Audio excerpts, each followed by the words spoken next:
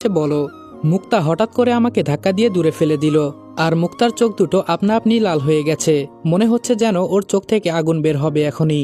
আচমকা মুক্তা অন্যরকম একটা রূপ ধারণ করলো, তবে এটা মানুষ নাকি অন্য কিছু তা আমি বলতে পারবো না। মুক্তার হাত পা সবগুলো কেমন যেন হয়ে গেল। আমি তো ভয়ে এক কোনায় চুপটি করে বসে আছি। আবার হঠাৎ করে সবকিছু একদম স্বাভাবিক। মুক্তা ঠিক আগের মতোই হয়ে গেল। আমি জানি মুক্তা কোনো সাধারণ মানুষ হতে পারে না। আমি তাড়াতাড়ি উঠে দাঁড়িয়ে যেই রুমে চলে যাব, পেছন থেকে মুক্তা বলল, আরে রনি দাঁড়াও, আমার তোমার সাথে কিছু কথা আছে। আমি ভয়ে ভয়ে পেছনে ফিরে বললাম, তুমি আসলে কে, আর আমাকে কেনই বা এখানে তুমি নিয়ে আসলে? আমি কি তোমার কোনো ক্ষতি করেছি? ধপ করে মুক্তা আমার সামনে এসে সরাসরি আমার ঠোঁটে ওর ঠোঁট লাগিয়ে লিপ কিস করে দিল, কিন্তু সেটা আর বেশিক্ষণ স্থায়ী হয় নাই। কিছু সময়ের ভেতরেই মুক্তা ছিটকে আমার থেকে আপনা আপনি দূরে সরে যায়। ঠোঁটে হাত দিয়ে দেখি লিপস্টিকের দাগ লেগে আছে। তবে আমার এমনটা মনে হচ্ছে যেন মুক্তাকে কেউ আমার কাছ থেকে ধাক্কা দিয়ে দূরে ফেলে দিল। আমি এতক্ষণে এটা বুঝে গেছি, এখানে থাকলে আমার মৃত্যু হবে নিশ্চিত। এরা হয়তো কেউ স্বাভাবিক মানুষ না। আজকে মুক্তার যেই রূপ দেখলাম, আমার মনে হলো এটা কোনো সাধারণ মেয়ে হতে পারে না। মন খারাপ করে ছাদের এক কোনায় গিয়ে দাঁড়ালাম। আমি জানি আমার মৃত্যু নিশ্চিত, তবে ভয় পেয়ে আর কি লাভ, যেখানে মরতেই হবে। এবার মুক্তা আমার পাশে দাঁড়িয়ে আমার দিকে তাকিয়ে বলল, সরি। আমি কিছুক্ষণ চুপচাপ থেকে বললাম, আমাকে জেল থেকে না বের করলেও পারতে। তোমাদের হাতে মরার চেয়ে ফাঁসিতে নিজেকে ঝুলানো অনেক ভালো ছিল। মুক্তা বলল, আসলে তখন। এবার আমি একটু রেগে বললাম, কি বলবে তুমি, যেখানে আমি তোমার আসল রূপ দেখতে পেলাম? আসলেই বলো তো তুমি কে, আর আমার কাছেই বা কি চাও? মুক্তা বলল, দেখো রনি, আমি তোমাকে সবকিছু বলবো, তবে। আমি বললাম, তবে? তবে কি? হ্যাঁ, আর কত আমার সাথে তুমি গেম খেলতে চাও? বাঁচার জন্য এখানে আসলাম, কিন্তু এটাও যে একটা মৃত্যুর জায়গা এটা আমি জানতাম না। আচ্ছা মুক্তা, তুমি সত্যি করে বলো তো, আমার কাছে তুমি কি চাও? এবার মুক্তা কিছুক্ষণ চুপ থেকে বলল, আমি তোকে বিয়ে করতে চাই। অনেক আগে থেকেই তোর উপর আমার নজর ছিল। ভেবেছিলাম কিভাবে তোকে ভুলভাল বুঝিয়ে এখানে আনবো, কিন্তু অবশেষে আমার বাবাই তোকে এখানে নিয়ে আসলো। মুক্তার কথা শুনে আমি সম্পূর্ণই বোকা হয়ে গেলাম। কি বলছে? এ মেয়ে আমাকে নাকি বিয়ে করতে চায়? পাগল হয়ে গেল নাকি? মুক্তা আবার বলা শুরু করলো, কোনো একদিন তুমি বাজার করতে গিয়েছিলে। সেই দিনটা আমার অবশ্য মনে নাই, কিন্তু তখন তোমাকে দেখে আমার অনেক ভালো লেগে যায়। এজন্য মূলত তোমাকে এখানে নিয়ে আসা। আগামী মাসের 1 তারিখ আমাদের বিয়ে। এটা হয়তো তুমি জানো না, জানিয়ে দিলাম তোমাকে। আর আমার বাবা কিছুদিনের ভেতরে চলে আসবে। কয়েকটা দিন একটু চাকরের দায়িত্ব পালন করো, তারপর আমার দায়িত্ব পালন করবে, ঠিক আছে? আর তুমি চাইলেও এখান থেকে যেতে পারবে না, কারণ এখানে সবাই নিজের ইচ্ছায় আসে, কিন্তু আমাদের অনুমতি না নিয়ে এখান থেকে কেউ বের হতে পারে না। এবার আমি মুক্তার দিকে অসহায় দৃষ্টিতে তাকিয়ে বললাম, আমার সাথে এমন করার কারণ? কেন আমার সাথে এভাবে জোর করছো? মুক্তা আমার গাল টেনে বলল, ওরে আমার হবু স্বামী, কি বলে এসব? আর কয়েকটা দিন একটু সহ্য করো, তাহলে তুমি আমার বুকের মাঝে থাকবে, ঠিক আছে? এবার আমার মুখ দিয়ে কোনো কথাই বের হচ্ছে না। তার মানে নিজের বোকামির কারণে আজকে আমার এই অবস্থা। আমার মাথায় কাজ করছে না আমি এখান থেকে কিভাবে যাব। মুক্তা এবার আমার মাথার চুল টেনে বলল, তুমি মনে মনে কি বলছো? আমি কিন্তু সবকিছুই বুঝি। সাবধান, এখান থেকে পালাতে পারবে না। চাইলে তুমি চেষ্টা করে দেখতে পারো। আর একটা কথা, বিশ্ব সুন্দরী হলো আমার আপন চাচাতো বোন, তবে সে হয়তো আর কয়েকদিনের জন্য এই পৃথিবীতে বেঁচে আছে, কিছুদিন পর শেষ। মুক্তার কথা কিছু কিছু আমি বুঝতে পারছি, আবার কিছু কিছু বুঝতে পারছি না। আমাকে চুপচাপ থাকতে দেখে মুক্তা আবার প্রশ্ন করলো, কি হলো, কথা বলছো না কেন? রাগ করলে নাকি আমার উপর? এবার আমি হাসি দিয়ে বললাম, আরে রাগ করার কি আছে? নিজের ইচ্ছার বিরুদ্ধে সবকিছু যেখানে হচ্ছে সেখানে আমি আবার রাগ করব কেন? আমি তো সেই দিনই মারা গেছি যেই দিন ওরা আমার সামনে আমার রাম্মুকে মেরেছিল। তুমি আবার কি করবে আমার সাথে? তবে একটা কথা আমি জানতে চাই, তুমি কি আসলেই মানুষ না, নাকি অন্য কিছু? এতটুকু বলতেই মুক্তা আমাকে থামিয়ে বলল, বর্তমানে এইটুকুই জেনে রাখো, আমি কোনো সাধারণ মানুষ না। পরে যখন আমার সাথে তোমার বিয়ে হবে তখন সবকিছু খুলে বলবো, ঠিক আছে? এখন আমাকে যেতে হবে, আমার আবার কিছু কাজ পড়ে আছে। আমি বললাম, কি কাজ? মুক্তা বলল, সে অনেক কিছু, তোমায় বলা যাবে না। এখন রুমে গিয়ে চুপচাপ ঘুমিয়ে পড়ো, আর অযথা ফালতু চিন্তা ভাবনা করবি না, ঠিক আছে? আমার সম্পর্কে ভেবে মাথা এত খারাপ করবি না, বলছি না বিয়ের পর সবকিছু জানতে পারবি। আমি বললাম, আমি যদি বিয়ে আপনাকে না করি? আমার কথা শুনে মুক্তা হাতে ইশারা করতেই একটা ফুলদানি ওর হাতে এসে গেল। এটা দেখিয়ে মুক্তা আমাকে বলল, এখন তো বুঝলি আমি চাইলে কি করতে পারি? অনেক রাত হয়ে গেছে, এখন গিয়ে ঘুমিয়ে পড়। মুক্তা চলে যাবে তখন আমি ওর হাত ধরে বললাম, আমার কিছু প্রশ্ন ছিল। মুক্তা আবার আমার দিকে তাকিয়ে হাসি দিয়ে বলল, হ্যাঁ বলে ফেল, কি বলবি? এবার আমি মুক্তার হাত ছেড়ে বললাম, আমি যখন বলেছিলাম আমার ছাদের রুমটা অনেক পছন্দ, তখন তুমি না করেছিলে কেন? মুক্তা বলল, না করেছিলাম কিছু কারণ ছিল। আমি ভেবেছিলাম আমি তোকে হাতের কাছে পেয়েও হারিয়ে ফেলবো, কিন্তু তোর ভেতরে যে এত কিছু আছে তা আমি জানি না। একমাত্র তুই আমার স্বামী হওয়ার যোগ্য। আর তুই ছাড়া যারা এই রুমে থাকতে গিয়েছিল ওরা সবাই রাতে রুমে গিয়েছে আর সকালে লাশ হয়ে বেরিয়েছে। তবে এখন তোকে আর এই সম্পর্কে কিছু বলা যাবে না।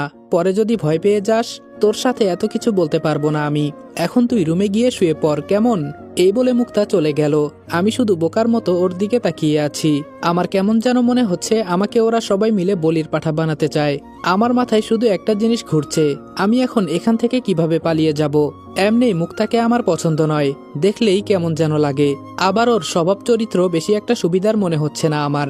বিপদে যেহেতু পড়েই গেছি, তাই এখন আর অন্য কিছু চিন্তা করলে কি হবে। বাঁচতে চেয়ে আবার নিজের বিপদ নিজেই ডেকে আনলাম।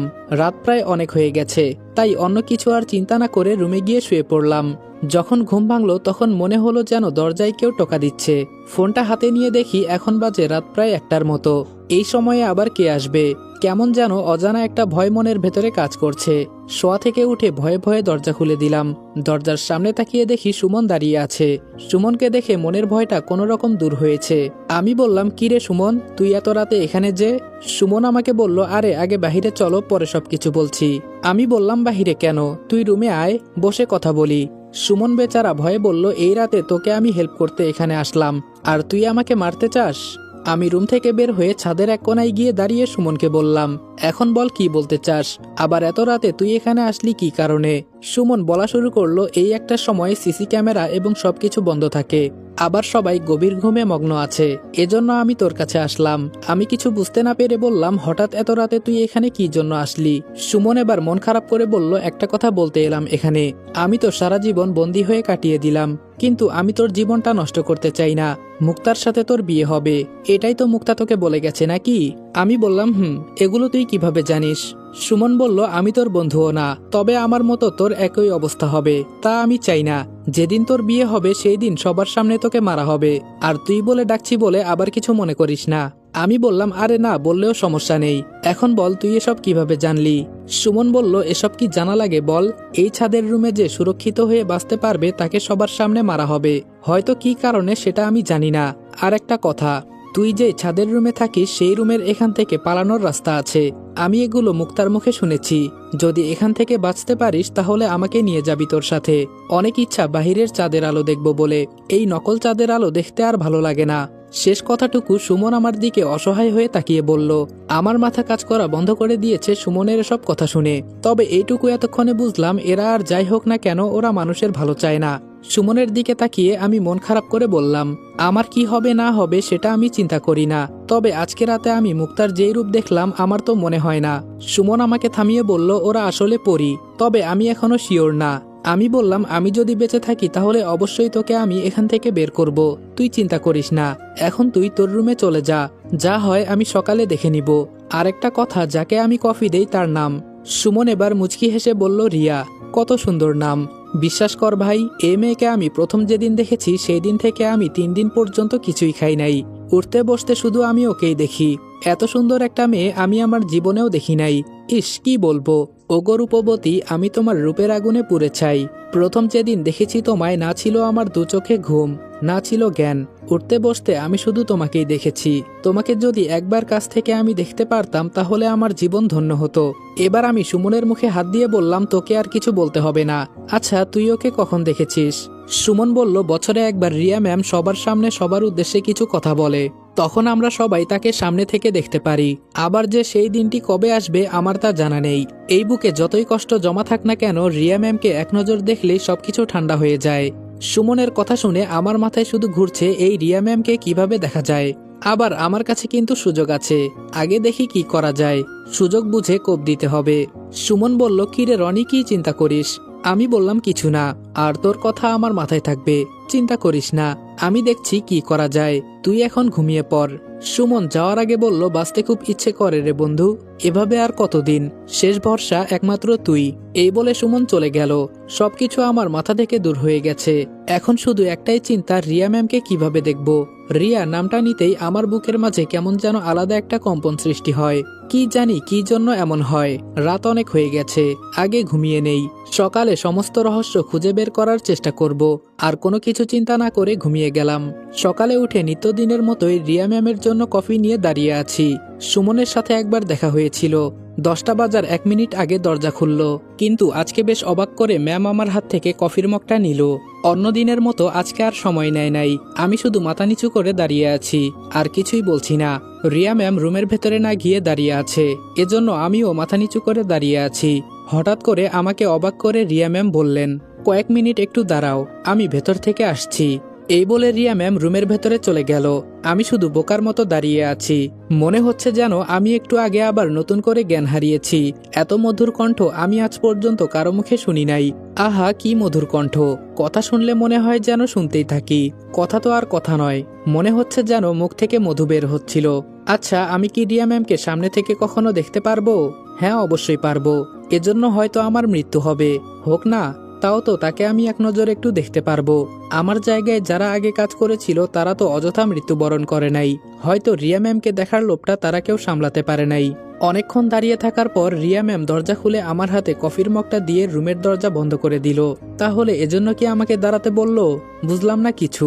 নাকি আমাকে কিছু বলতে চাইছিল? ধুর, আমাকে আবার কি বলবে?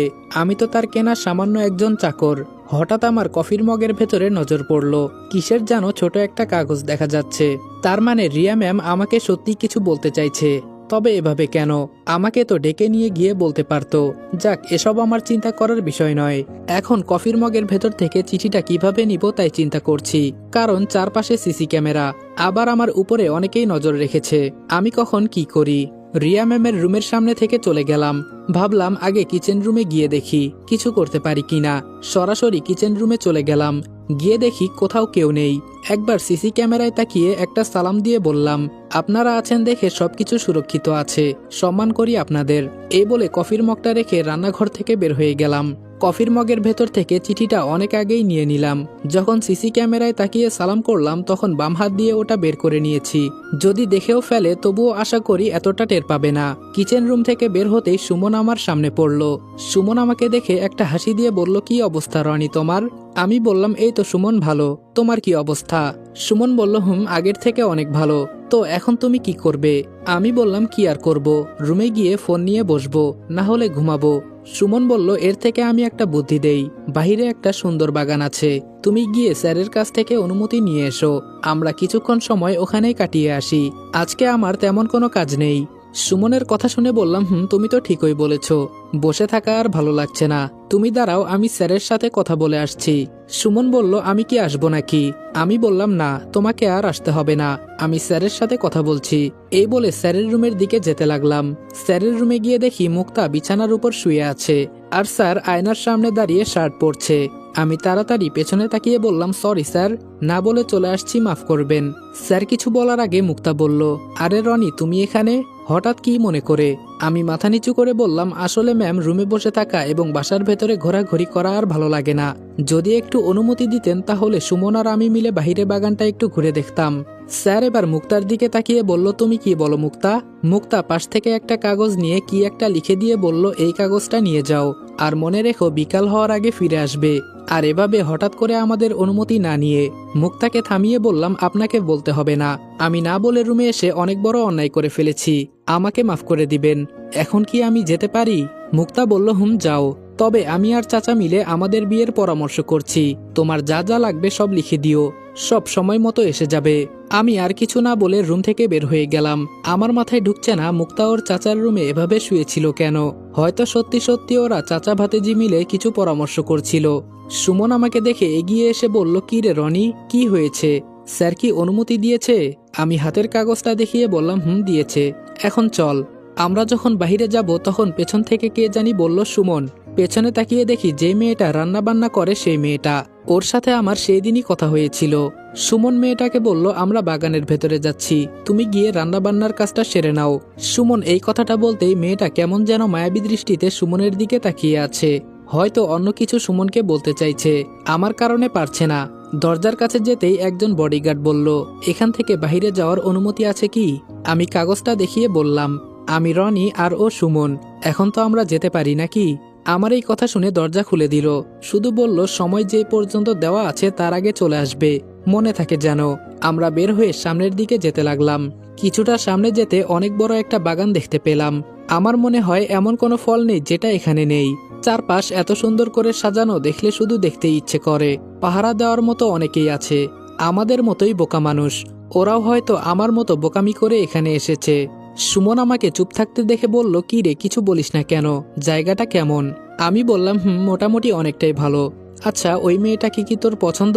সুমন বলল, কোন মেয়েটা? আমি বললাম, আরে শালা, কিছুক্ষণ আগে যে মেয়েটা তোকে ডাক দিল। আমার কথা শুনে সুমন কিছুক্ষণ চুপচাপ থেকে মাথা নিচু করে বলল, আমি যখন থেকে এখানে এসেছি তার কয়েকদিন পর এই মেয়েটা এখানে আসে। জানিস, ও আমাকে অনেক কেয়ার করে, সব সময় আমার কাজে সাহায্য করে। শুধু বলে, আমাদের কি বিয়ে হবে? আমার অনেক ইচ্ছা তোমার সাথে সংসার করব, তোমার দুটো হাত ধরে ঘুরবো, শুধু এসব বলে। আমিও জানি না ওকে আমার কিভাবে পছন্দ হয়ে গেছে, তবে এখনো বলি নাই যে ওকে আমি পছন্দ করি। আমার মুখ থেকে ভালোবাসার কথাটা শোনার জন্য প্রতিদিন আমার পেছনে পেছনে ঘোরে। কি করব বল? আমি যে এখান থেকে ওকে বের করতে পারবো না। ও বোঝে না যে আমরা এখানে শুধু ওদের চাকর, আর কিছু না। বন্যা মেয়েটা অনেক ভালো, কিন্তু আমি ওর মনের আশা পূরণ করতে পারবো না। আমি বললাম, ওই মেয়েটার নাম বন্যা? সুমন মাথা ঝাঁকি দিয়ে বলল, হুম। আমি সুমনের ঘাড়ে হাত দিয়ে বললাম, থাক, তুই আর কান্না করিস না। আমি তোর মাথা ছুঁয়ে কসম খেয়ে বলছি, যদি আমি বেঁচে থাকি তোদের এখান থেকে বের করবই। চিন্তা করিস না, খুব তাড়াতাড়ি আমি এটা করে দেখাবো, এটা আমার ওয়াদা। সুমন আমার দিকে তাকিয়ে চোখের পানি মুছে বলল, এখন বল তোর কি খবর? আমি হেসে বললাম, আমার আবার খবর, যেখানে আমার চাচাতো বোন আর সৎ বাবা পরকীয়া প্রেমে জড়িত হয়ে আমার মাকে আমার সামনে মেরে ফেলেছে। বিশ্বাস কর সুমন, তখন যদি আমাকে বেঁধে না রাখতো, কসম করে বলছি ওদের আমি কাঁচা চিবিয়ে খেতাম। সুমন বলল, কি বলিস? তোর সৎ বাবা আর তোর চাচাতো বোন? আমি বললাম, আর কিছু বলিস না, সহ্য করতে পারি না। এই পৃথিবীতে আমার আপন বলতে আমার আম্মুই ছিল, কিন্তু ওরা আমার আম্মুকে বাঁচতে দিল না। একবার শুধু এখান থেকে বের হই, ছাড়বো না আমি ওদের। সুমন বলল, আমাকেও সাথে নিয়ে যাবি, আমিও দেখতে চাই ওরা কেমন পশু। আমি বললাম, থাক, বাদ দে, এখন বল ওরা কি সবাই পরি নাকি? সুমন বলল, সঠিকটা আমি বলতে পারবো না, তবে মাঝে মধ্যে ওদের অদ্ভুত ব্যবহার দেখে আমার তাই মনে হয়। গোপন একটা কথা বলি, শোন, ওরা পরি হোক আর যাই হোক, ওরা ততটা ভালো না। ওদের যখন বেশি পিপাসা পায় তখন কিন্তু আস্ত মানুষ খেয়ে ফেলে। একদিন আমি এটা লুকিয়ে দেখেছিলাম। একটা পরীর পক্ষে এত কিছু করা কিভাবে সম্ভব? আমি বললাম, তোর অনুমান ওরা সবাই পরি, তাই তো? সুমন বলল, হুম। আমি বললাম, এটা কিভাবে বলতে পারিস? সুমন বলল, মাঝরাতে আমি মুক্তাকে তার ডানা বন্ধ করতে দেখেছিলাম, এজন্য অনুমান করে বলছি, এছাড়া বেশি কিছু জানি না। আমি বললাম, ভয় হয় না এখানে যে থাকিস? যদি কোনোদিন ওরা তোকে? সুমন বলল, আমাকে মারবে না, কারণ আমরা বহু বছর ধরে এখানে আছি। ওরা সবাই জানে আমরা কেমন বিশ্বাসের সাথে কাজ করি। আমি বললাম, এত কিছু জানার পরেও এখানে থাকিস কিভাবে, এটাই তো জানি না। সুমন বলল, এখান থেকে তুই পালাতে পারবি কি? আমি বললাম, হয়তো না। সুমন বলল, তাহলে আমাকে কেন এই কথা বলিস? হঠাৎ পেছন থেকে কে জানি বলে উঠল, এই রনি, দাঁড়াও। আমি আর সুমন পেছনে তাকিয়ে দেখি মুক্তা এইদিকে আসছে। কিছুক্ষণের ভেতরে আমাদের কাছে এসে সুমনকে বলল, সুমন, আজকে তুমি চলে যাও, অন্য একদিন ওর সাথে এসো, আজকে আমার ওর সাথে কিছু কথা আছে। সুমন মাথা নিচু করে বলল, জি ম্যাম, আমি চলে যাচ্ছি। এই কথা বলে সুমন চলে গেল। আমি শুধু বোকার মতো দাঁড়িয়ে আছি। মুক্তা আমাকে বলল, এভাবে হ্যাবলার মতো দাঁড়িয়ে আছো কেন? এতক্ষণ তো খুব বকবক করছিলে। আমি বললাম, কি বলবো আমি বলেছি তো তুমি যা ইচ্ছা আমার সাথে তাই করতে পারো, আমি না করব না। মুক্তা আমার দিকে তাকিয়ে হাসি দিয়ে বলল, আমি কি এতটাই অসুন্দর? আমি বললাম, তোমাকে একটা গল্প বলি, শুনবে কি মুক্তা? মুক্তা আমার দিকে চোখ রেখে বলল, বলো শুনি, কি বলতে চাও? আমি বলা শুরু করলাম। একটা ছেলে পাঙ্গাস মাছ খুব বেশি পছন্দ করত। সে এতটাই ভক্ত ছিল যে প্রতিবেলায় সে পাঙ্গাস মাছ ছাড়া ভাতই খেতে পারত না। হঠাৎ একদিন কোনো কারণে ছেলেটা গ্রামে তার নানা বাড়িতে যায়। রাস্তা দিয়ে যাওয়ার সময় একটা পুকুরে তার নজর পড়ল। ছেলেটার খুব শখ ছিল পুকুরের পানিতে মাছ ধরার, এজন্য সে পুকুরের পাড়ে গিয়ে দাঁড়ালো। আবার পুকুরে কয়েকজন মানুষ মিলে জাল ধরে মাছ মারছিল, সেগুলো ছিল পাঙ্গাস মাছ। হঠাৎ ছেলেটার নজর পড়ল পুকুরের দুই পাশে দুইটা টয়লেট আছে। একজন মানুষ পুকুর থেকে বলাবলি করছে মাছকে যত নোংরা খাবার দেওয়া হবে সে তত তাড়াতাড়ি বড় হবে। ছেলেটা আর কিছু না বলে চুপচাপ চলে গেল। নানির বাড়িতে গিয়ে দেখে তার জন্য খুব সুন্দর করে পাঙ্গাস মাছ রান্না করা হয়েছে। খাবার সময় তাকে পাঙ্গাসের মাথা দেওয়া হলো। হঠাৎ ছেলেটার নজর পড়ল পাঙ্গাসের মাথার ভেতরে একটা ছোট কেঁচোর টুকরো। কেঁচো কি এটা তো সবাই বোঝে। এরপর থেকে ছেলেটা পাঙ্গাস মাছ দেখলেই দৌড় দিয়ে পালায়। থাক আর বলবো না। তবে ছেলেটা পরিশেষে আর পাঙ্গাস খায় নাই, কারণ এরা মাছ হিসেবে ভালো হলেও ভেতরে ময়লা আবর্জনা ভরা। আমি কি বলতে চেয়েছি হয়তো তুমি তা এতক্ষণে বুঝে গেছো। মুক্তা আমার কথা শুনে হাসি দিয়ে বলল, তুই খুব সুন্দর উদাহরণ দিতে পারিস। তবে এটা সত্যি, আমি অনেকের সাথে একই বিছানায় ছিলাম। এগুলো শুনলে তোর খারাপ লাগবে, তাই আর বলবো না। কয়েকদিন পর তুই আমার হাজবেন্ড হবি। আমি বললাম, জোর করেই আমার সাথে তুমি সবকিছু করতে চাও? মুক্তা বলল, কে বলেছে আমি তোর সাথে জোর করে সবকিছু করব? তোর ভেতরে এমন কিছু ঢুকিয়ে দিব যাতে তুই নিজে নিজেই রাজি হয়ে যাবি, আর তখন আমার অনুমতি ছাড়া কোনো জায়গায় যাবি না। আমি রেগে বললাম, তার থেকে বরং আমাকে রোবট বানিয়ে ফেল। মুক্তা বলল, দেখ, এখন তুই চাইলেও কিছু করতে পারবি না, রাগ করিস না। আর তুই চাইলে এখন আমরা মুক্তাকে আমি থামিয়ে বললাম, যা বলেছিস বলেছিস, আর কিছু বলিস না। আমি এসব শুনতে চাই না। বলেছি না, যা ইচ্ছা তাই আমার সাথে করতে পারিস। আমি না করব না। এখন আমাকে যেতে হবে, আসি আমি। পেছন থেকে মুক্তা বলল, আরে দাঁড়া না। আমি আর কিছু না শুনে একেবারে ছাদের রুমে চলে গেলাম। বিছানার উপর কম্বল গায়ে দিয়ে রিয়া ম্যামের চিঠিটা বের করলাম। ছোট করে লেখা আছে, রাত 1টার সময় আমি ছাদে আসব, তুমি ঘুমিও না, তোমার সাথে জরুরি কিছু কথা আছে। চিঠিটা পড়ে আমার খুশি আর দেখে কে। তার মানে অবশেষে আমি রিয়া ম্যামকে দেখতে পারবো। বিছানার এক কোণে চিঠিটা রেখে দিলাম। সবকিছু শেষ করে রাতে যখন ঘুমাতে যাব তখন রিয়া ম্যামের চিঠির কথা মনে পড়ল। এজন্য একটুও বিছানায় গা লাগাই নাই। ঘড়িতে এখন বাজে রাত প্রায় 12টার মতো। রুমে বসে থাকতে আর ভালো লাগছে না, তাই ছাদে চলে গেলাম। ছাদের এক কোণায় থেকে অন্য কোণায় হাঁটাহাঁটি করছি, কখন যেন রিয়া ম্যাম আসবে। আমার কতদিনের ইচ্ছা রিয়া ম্যামকে দেখব। এই অপেক্ষার মাঝে একটা ভালো লাগা আছে। অনেকক্ষণ দাঁড়িয়ে থাকার পর হঠাৎ কারো পায়ের আওয়াজের শব্দ শুনতে পেলাম।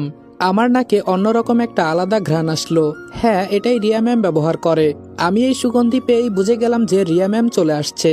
সিঁড়ি বেয়ে একটা মেয়ে উপরে উঠে আসলো। রিয়া ম্যামের শরীরের ঘ্রাণে পুরো ছাদে সুবাস ছড়িয়ে গেছে। রিয়া ম্যাম এসে এক কোনায় গিয়ে দাঁড়ালো। আমার দিকে শুধু একবার তাকিয়ে দেখলো। ছাদে হালকা হালকা চাঁদের আলো আছে, তবে রিয়া ম্যামের মুখটা আমি এখনো দেখতে পারি নাই। হঠাৎ মধুর কণ্ঠে রিয়া ম্যাম বলল, কখন থেকে এখানে দাঁড়িয়ে আছো? আমি রিয়া ম্যামের কথা শুনে বললাম, কি বললেন আবার বলেন তো? রিয়া ম্যাম আবার বলল, আমি বলেছি তুমি কখন থেকে এখানে দাঁড়িয়ে আছো। এবার আমি একটু খুশি হয়ে হালকা জোরে বললাম, সত্যি ম্যাম আপনি আমার সাথে কথা বলছেন? আপনাকে দেখার জন্য যেখানে সবাই নিজের মৃত্যু নিজেই ডেকে আনে, আর সেখানে আপনি আমার সাথে কথা বলছেন। বিশ্বাস করেন ম্যাম, আমি যে কতটা খুশি হয়েছি বলার বাহিরে। আপনি যখন বলেছেন আমার সাথে রাতে দেখা করতে চান, সেই থেকে যে আমি আপনার অপেক্ষায় বসে আছি। বিছানায় একটুও গা লাগাই নাই, শুধু আপনাকে এক নজর দেখব বলে। এখন বলেন আমি আপনার জন্য কি করতে পারি? শুধু হুকুম করেন, আপনার জন্য আমি আমার জীবন উৎসর্গ করে দিব। আমার কথা শুনে রিয়া ম্যাম কিছু না বলে কিছুক্ষণ চুপচাপ থেকে বলল, তোমার নাম কি? আমি বললাম, ম্যাম আমার নামটা যদি আপনার পছন্দ না হয় তাহলে বলবেন, আমি এখনই চেঞ্জ করে ফেলবো। আমার নাম রনি। রিয়া ম্যাম আমার কথা শুনে একটু খুশির সুরে বলল, আরে না, কে